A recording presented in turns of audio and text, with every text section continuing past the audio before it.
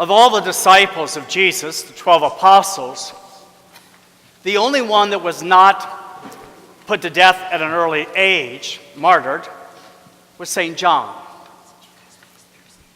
And the history of John, the beloved disciple, that after the initial death and resurrection of Jesus, to spread the word of God, he went to the greatest populous city around. It's present-day Ephesus, southern part on the coast of Turkey. And that's where he lived. But of course, living his gospel and the letters of St. John are all about love, love, love. It was too tense for the people around him, and he was exiled.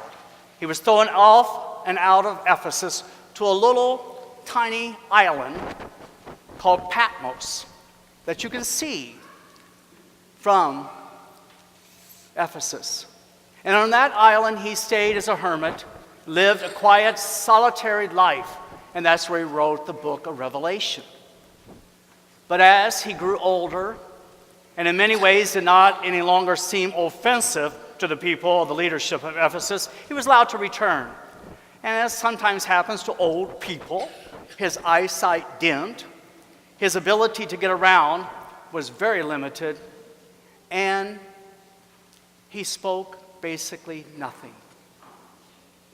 In fact, the legend is he only spoke 5 words for the remainder of his life. And when they gathered, they didn't do daily mass in those days, they just gathered on the Sundays. And in the church where he's buried today, in the remnants of that, they said that he would come in and they would all look at him because they knew he was the disciple. And he was honored in his quietness. And all he would say is these 5 words: "My children, love one another."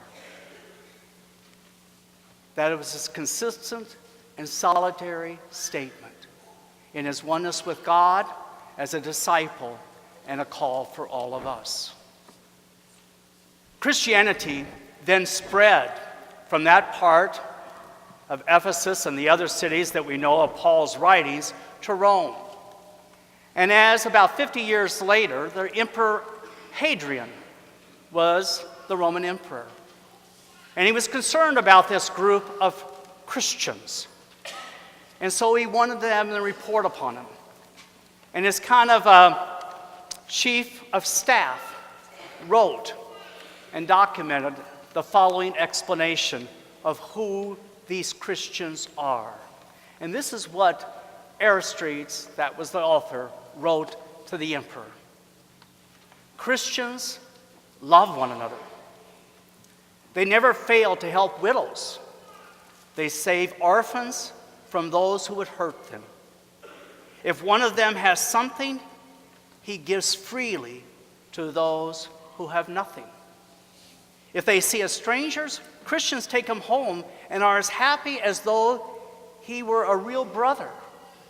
They don't consider themselves brothers in the usual sense, but brothers through the Spirit. In God, they say. And if they hear that one of them is in jail or persecuted for professing his name of their Redeemer, they give him all he needs. This is really a new kind of person. There is something divine in them. That was written by a total secular person on the outside looking and see what these people call Christians. They didn't belong to a political group, but their lives exemplified not what they did in their little prayer spaces. He doesn't say anything about that, but he says what comes out of that prayer space, that connectedness with that Eucharist that they would celebrate, and this is how that transformed their lives in loving and caring for others. Today, we just finished a session with our confirmation students, candidates, with our sponsors around them, but it's a charge for all of us. They lived in a dangerous world 2,000 years ago. We still live one. When Mother Teresa left Albania and felt called to go to the people of India, we know the remarkable difference that she had. A little person, 4'8", was her height.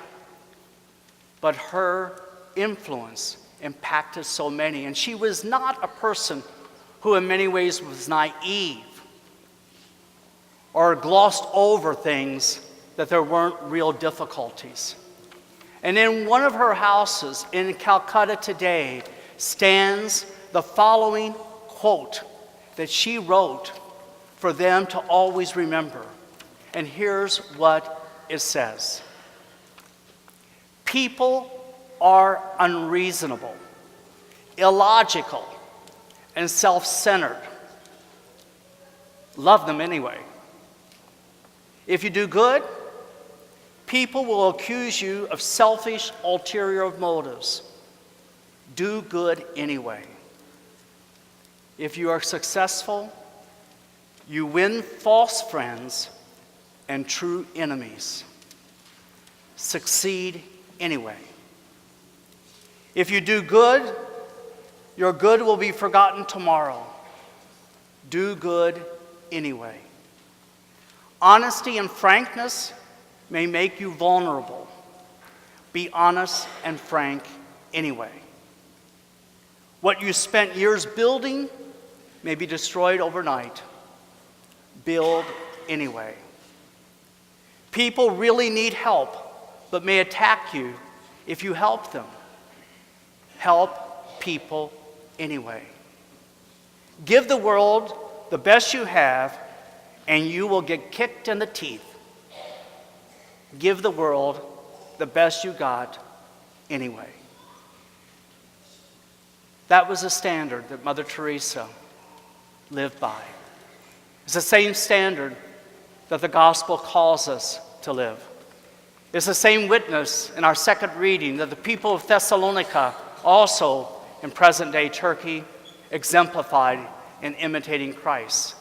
And it's the same challenge for all of us, and particularly what our confirmation students, as they're being enrolled today officially into this sacrament, are called to be too.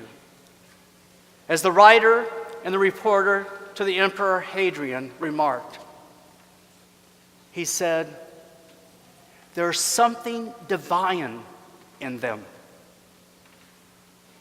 May that be the same report that others would give us and how we live in the oneness of God. And now, Grant.